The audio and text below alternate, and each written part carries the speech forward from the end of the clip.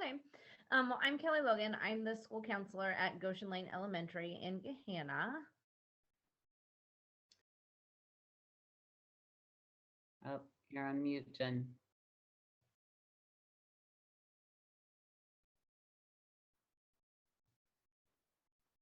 Or maybe not.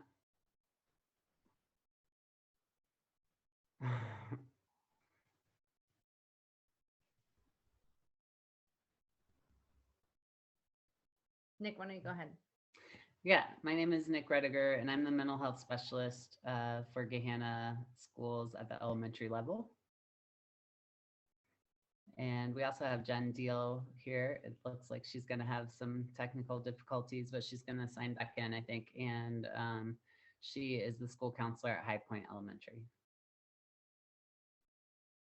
Okay, so we are here tonight to do a little presentation about what do I say now, which entails having conversations with your kids. And some of those conversations you might know how to navigate, and some of them you may not know how to navigate. And that's why we're here to kind of help you. Does anyone have any questions before we start? If there's something Sorry about that. specific. I don't think you could hear me earlier, but I am Jen Deal. I'm the school counselor at High Point.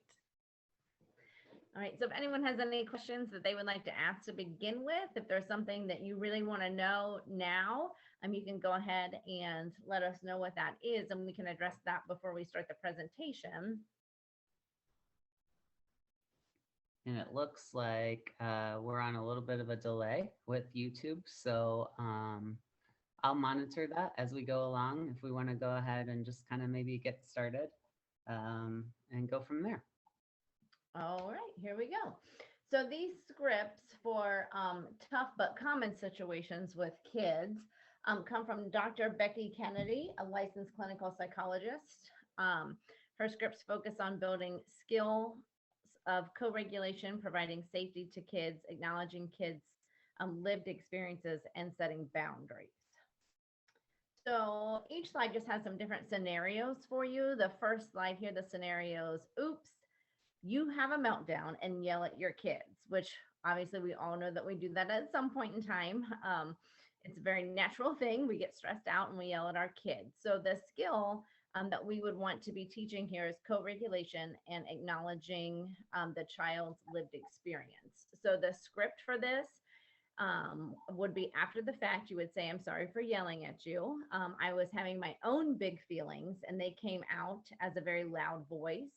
And I'm sure that maybe felt scary to you. It's never your fault when I yell. And I'm working on managing my big feelings so that I can find my calmer voice at those times. And the final one would be to just justify them and let them know that you care about them by saying, you're a good kid and I love you so much. So, and at the bottom there, it says, remember, good parents don't stay calm all the time. Good parents have to repair situations, which is very true. The next scenario is your kids are fighting and it is getting physical. So the skill here would be safety and setting boundaries. So when your child is hitting, or children, if you have more than one child that is hitting and they're getting into some type of physical altercation, embody your authority with words and action. Say, I won't let you hit, and physically separate your kids. Don't let it continue. Give the urge of safe expression. It's okay to feel mad. If you have mad energy in your hands, come hit this pillow or squeeze this ball.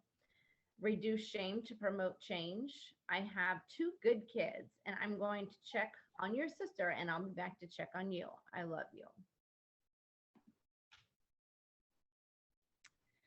So I'm going to talk about the next couple. This scenario is your kids overhear you and your partner fighting.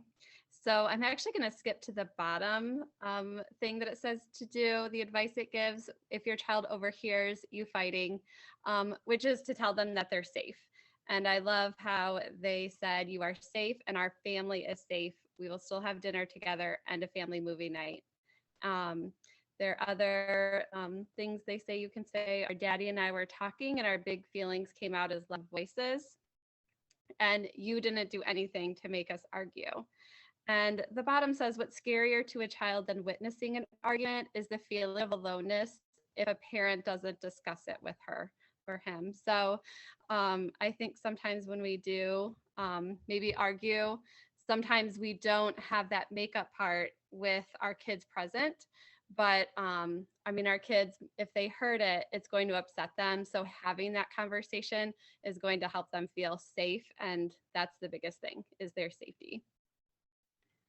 And then the next one is your kid is always getting in trouble.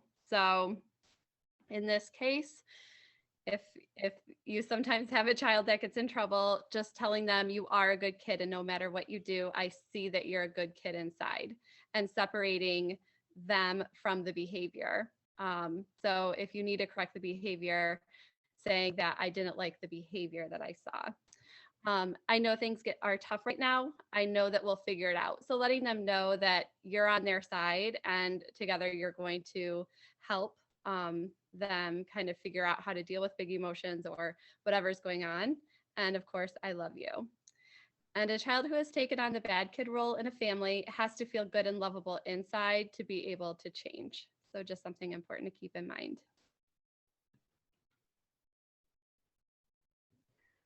So the next scenario is when your kid pushes back against no or other household boundaries. I know during the pandemic, we felt a lot of this in my own house, and I hear a lot of this from parents about needing help with this. How do you address that? So how to hold a boundary and help your child hold on to her voice, and just kind of think about and be direct with your child, saying things like, my answer is no, you're allowed to be upset about that. So kind of normalizing their feelings for them. You could also say something else is true as well. I love you, or I love that you know what you want. You ask for things and you make a case for yourself. Even when I seem annoyed, please know I love and respect this about you so much. It's healthy and important to want things for yourself. So it really is important to set those boundaries, acknowledge their feelings, acknowledge the experience that they're having.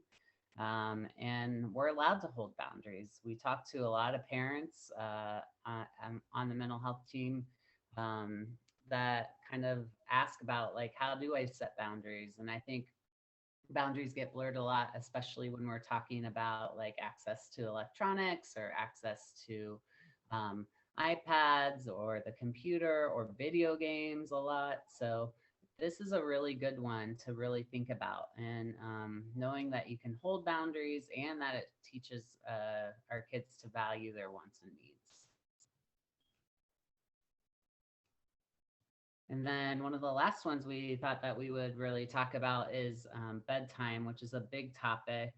Bedtime gets harder, especially around this time when it's staying light longer, especially as we're finishing up the end of the school year. We're in a season where we're finishing up testing. So sleeping and going to bed at normal times or age appropriate times is really important for kids. So you could say things like, or instead of saying things like, because it's late and that's why, so brush your teeth and go to bed, right? So we've all been in that spot, myself included, but you might want to just kind of investigate a little more and say, you really wish you could stay up later. I know bedtime doesn't always feel good for me either. So getting into a bedtime routine is really important. Setting boundaries is so important. And again, back to acknowledging that lived experience. So saying like, sometimes I don't feel like going to bed when I need to go to bed, but knowing that it's important because you're going to function at your best the next day when you're well rested, right?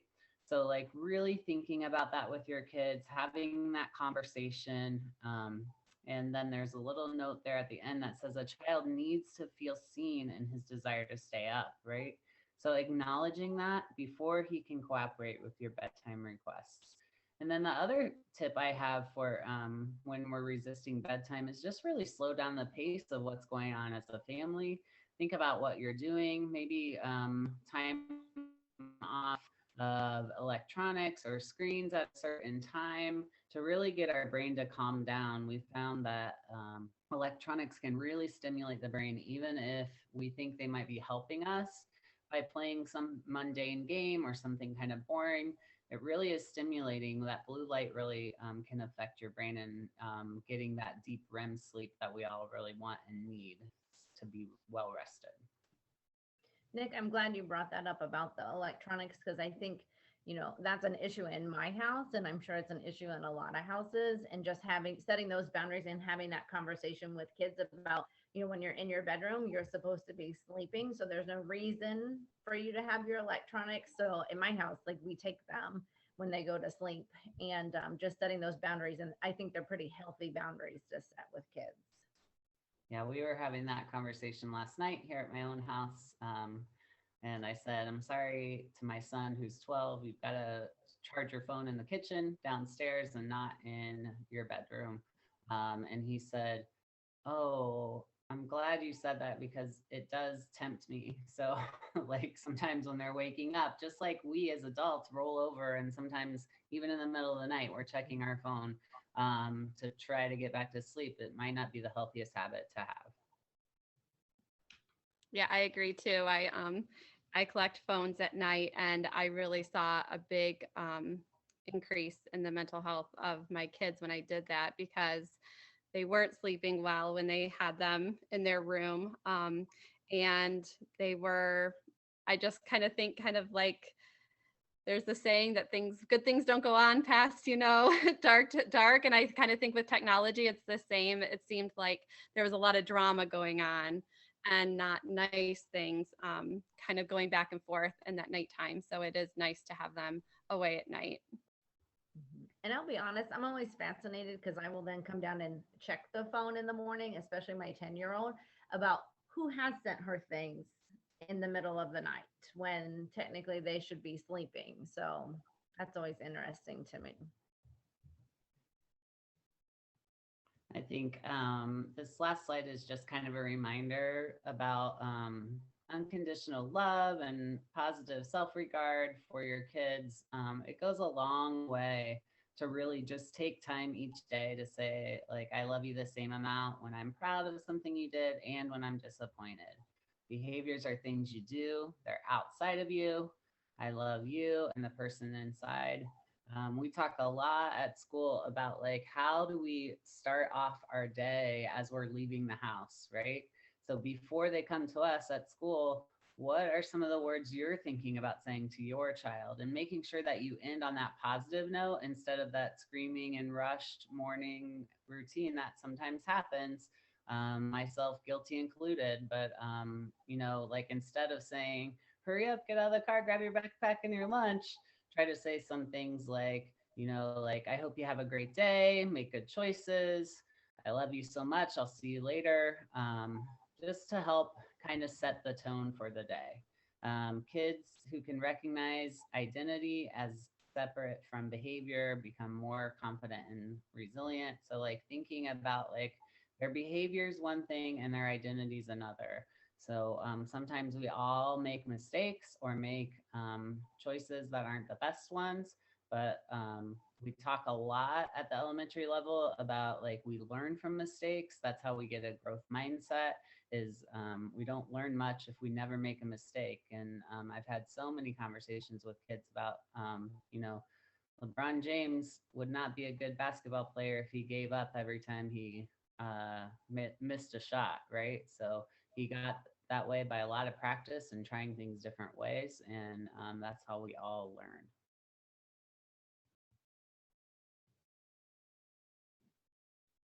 So I just want to take a break really quick, just make sure that we don't have any questions. I did post in the chat. If you do have questions, you can ask them along the way.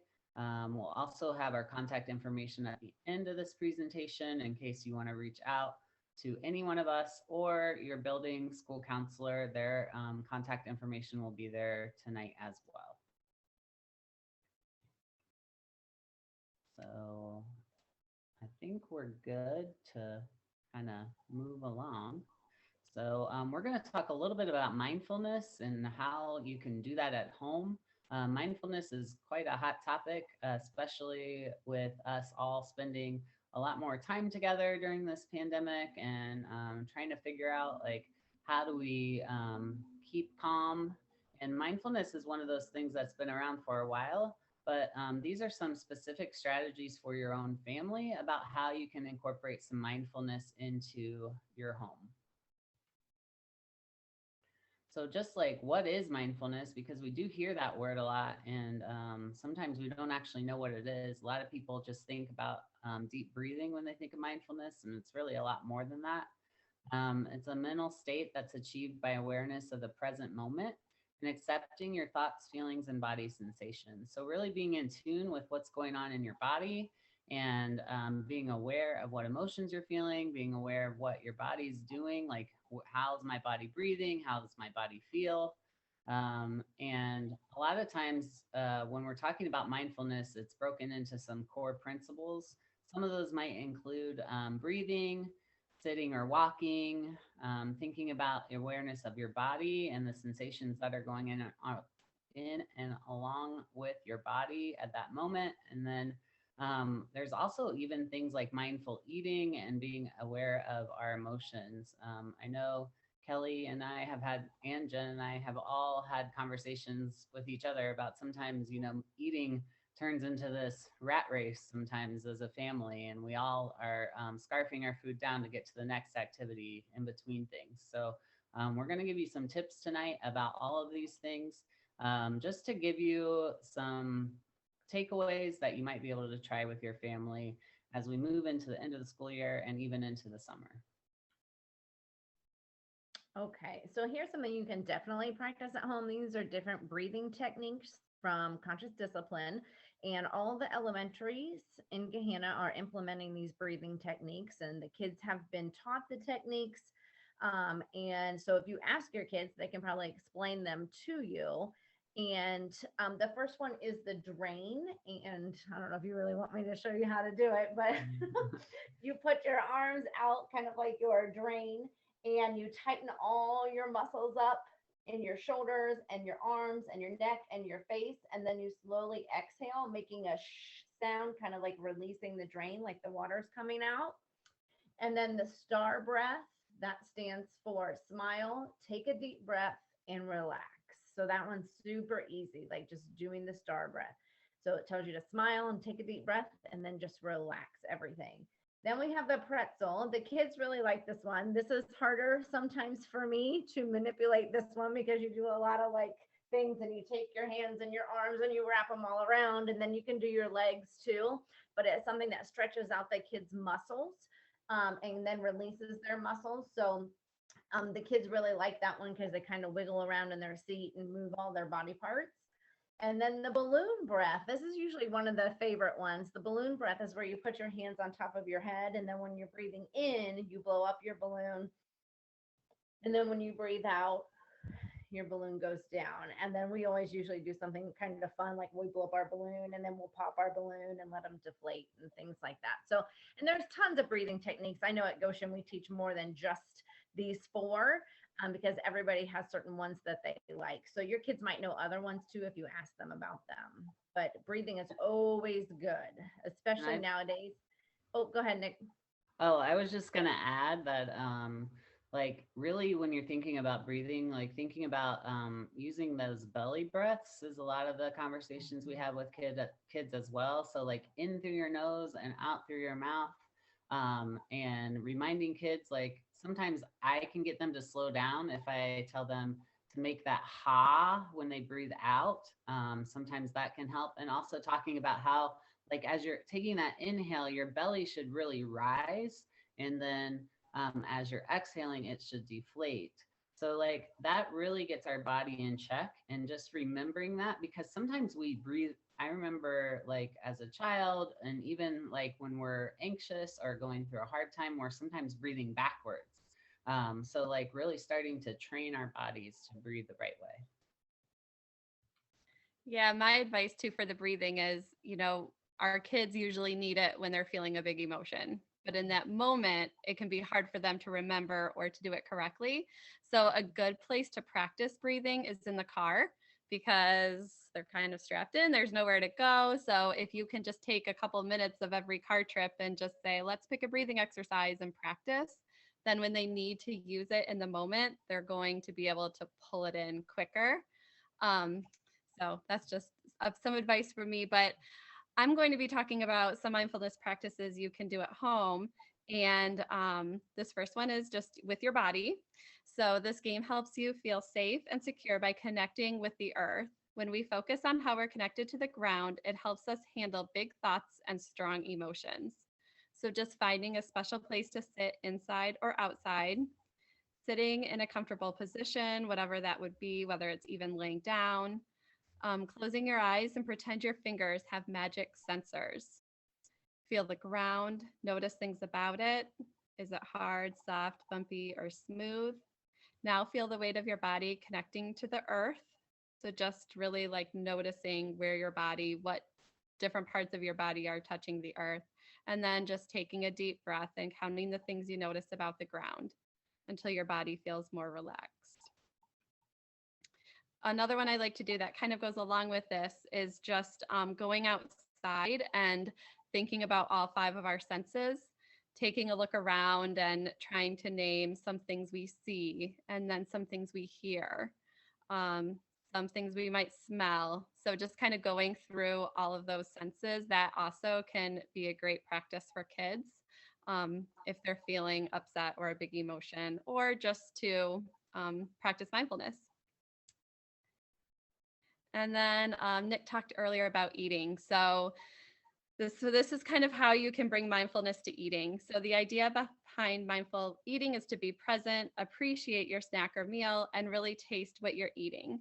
So here's something you could say. This food is a gift from the whole universe. We thank all the people who have brought this food to us, farmers, grocery workers, and cooks. We only take what we can eat. We chew slowly so we can enjoy it. This food gives us energy to practice being more loving and understanding. And we eat this food to be healthy and happy and to love each other as a family. So, even if you just picked one of these things each evening at dinner and just kind of talked about it as a family and thought about it, it will make a difference.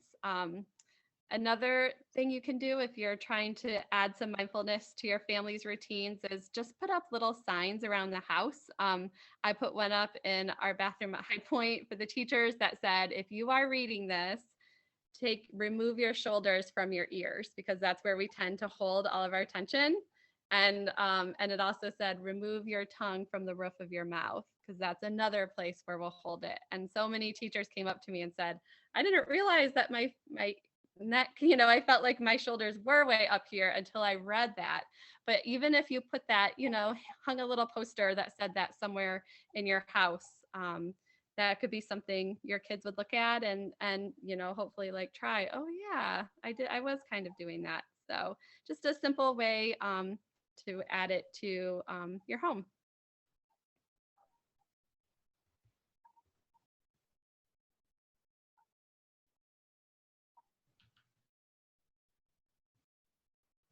So this is all of the contact information for the mental health team for the elementary level. Each building has their own full-time counselor, and then I work across the district at the elementary level for support. You're welcome to reach out to me if you have questions. I can get you in touch with the right school counselor, or you can reach out directly to your school counselor. I know that everyone on the team is really, really easy to get a hold of, and we'll be sure to answer any questions you might have. Looks like, I'm not sure if it's a question or just a comment, but someone said an easy way to teach pretzel breathing. So I always tell people that you have to kind of put your wrists together, like with your hands facing out, and cross them over first. And then you can kind of roll up your arms like that pretzel and roll them out. So I always remember like crossing the wrists is important, and then keeping your hands facing out. It is hard for smaller kids to sometimes grasp that concept because it is a lot of motion going on. But sometimes I just say, you can even just put your hands straight out and just bring them up.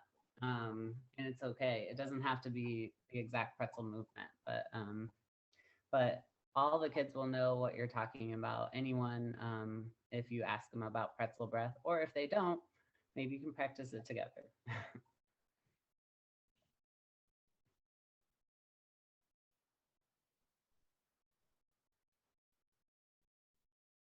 don't see any other questions coming through.